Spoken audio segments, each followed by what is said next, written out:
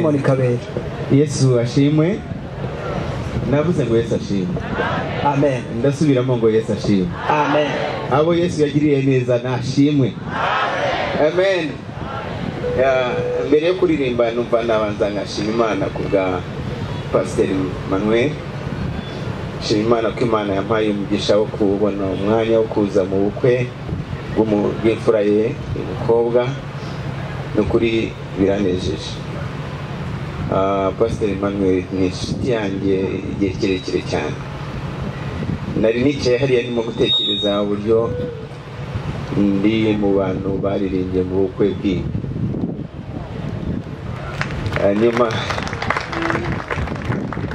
Hanyuma uyu munsi akaba yashingiye imfura, numva ari umugisha udasanzwe. Ikindi nongeye gutekereza burya agiye mfashwa n'ibifatika. Iyo nshaka gufashwa ntintwera kubifatika Imana yakoze.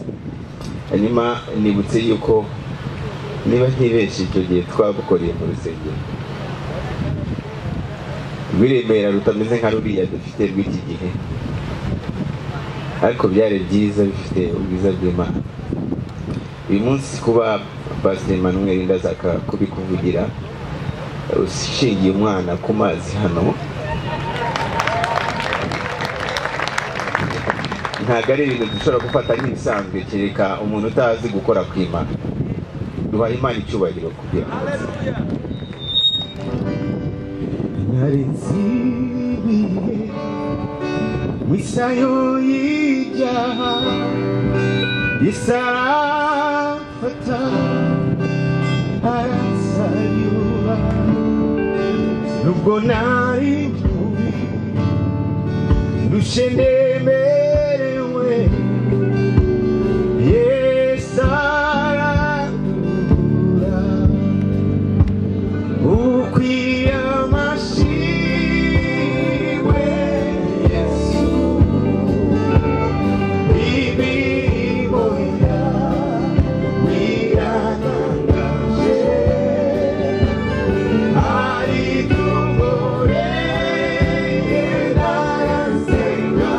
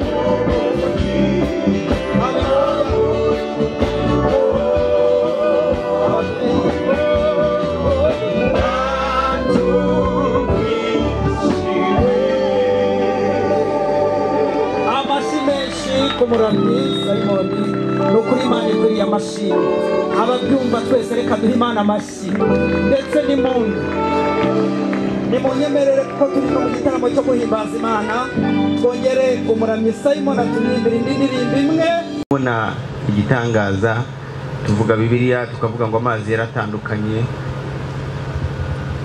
twumva ko ari cyo gitangaza ariko n'iki ni igitangaza kuri twebwe twabanye na mwene data indirimbo ndirimbye ni indirimbo itagiva ku mutima wanjye kuko buri munsi ari by'Imana inkorera ntarasenga every day rero ngiye kuririmba indi ivuga ngo mfashanga kugira ngo ndirimbire Imana yacu amen imirimo y'Imana iratangaje keretse abatagira amaso nibo batashobora kuyibona ariko kuba turi hano dutaramye turi mu gihugu cyiza gifite amahoro tukeye dusa neza bigenze kuri byenga abantu dusa neza no kubera ubuntu bw'Imana wirebye gatoya ukusa no kumeze nge nirebye ushobora kuba ari imyaka nk'icumi ishize imbere cyangwa 15 mikambona gukomera kw'Imana ntabwo bisaba gushakisha Imana kure kuko mbayeho birahagije kugira ngo mbone gukomera bari abana bakobwa uriya mukobwa n'uriya muhungu we wish you the best yewe mazi imyaka 13 ushatse ariko Yesu abirimo biragenda neza hello so mumyemerere muhaguruke duhimbaza Imana hamwe n'iyo ndirimbo niba ntacyo bitwaye namwe mu byubahiro byanyu dufatanye duhimbaza Imana kuko Imana yatubwiye gushima ataba bishobora twakwegereje ijuru tukaramya Imana abagifite akabaraga ariko twese dukwiriye gushima